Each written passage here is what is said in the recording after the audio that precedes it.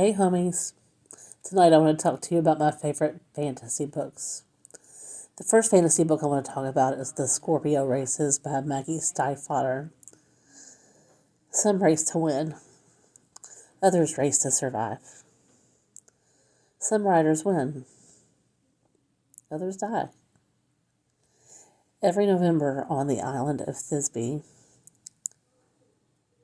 it happens. The Scorpio Races.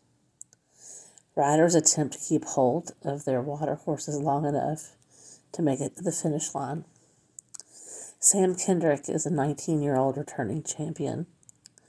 He's a man of few words, and if he has any fears, he doesn't show them.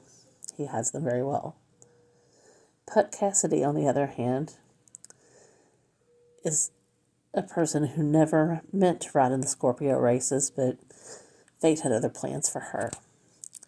She is the first girl to enter the competition, and she is completely unprepared for what happens next. This book was gloriously magical. I loved it so much. It was atmospheric, and every time I turned the page, I felt even more and more in love with it. I would highly recommend this book. I find myself really at a loss for words to describe it and to do it any justice. But I guarantee you, if you like fantasy books and you read this book, it will stick with you for a long time. This circus arrives without warning. There are no flyers stuck to telephone poles. There are no announcements in the newspaper. Within the black and white striped canvas tents is a unique experience full of amazements. This circus is only open at night. The Night Circus is written by Erin Morgenstern. Behind the scenes, there's a fierce competition taking place. Two young magicians named Celia and Marco are fighting for their lives. This is what they have been training for their whole entire lives. But unbeknownst to them, only one of them is going to be left standing. So, of course, they fall in love. The result is a domino effect of dangerous consequences, leaving the lives of both the performers and the patrons hanging in the balance. This book is just absolutely dazzling. Somehow Morgenstern has mixed romance and mystery, all the while leaving the circus as the star of the show. Read the book. Turn your imagination loose. And when you experience this circus, you may not want to come back. My next favorite fantasy book is Piranesi by Susanna Clarke. Piranesi's house is no ordinary house. It has infinite rooms. It has endless corridors that are filled with statues, thousands of statues, and no two statues are alike.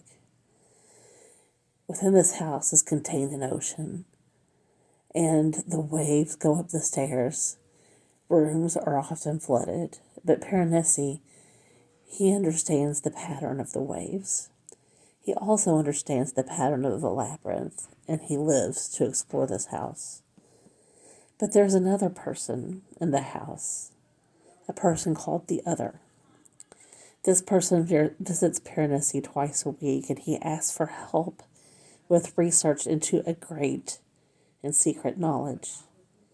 But as Piranesi explores the house,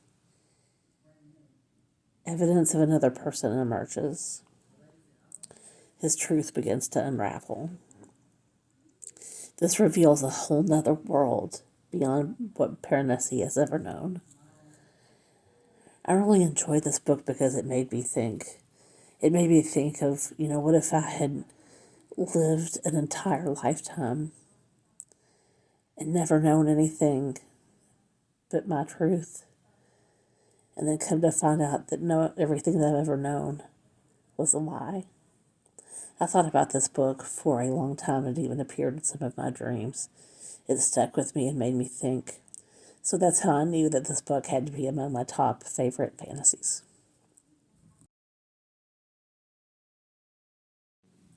The fourth fantasy book is The 10,000 Doors of January, written by Alex Harrow. In a sprawling mansion filled with treasures, January Scholar is a curiosity herself. Her father is a treasure hunter for a wealthy patron who is taking care of January in his absence. On one of his trips, he's gone for an awfully long time, and January decides to discover her father's fate herself. January finds a strange book that carries the scent of other worlds and tells the tale of secret doors of love, adventures, and danger. Through her travels, January learns how to be audacious as she discovers a world entwined with her own. I really enjoyed this portal fantasy, and some of it was set in my home state of Kentucky, so it was really cool to kind of have that connection with this book too. I hope you will read this book and enjoy it as much as I did.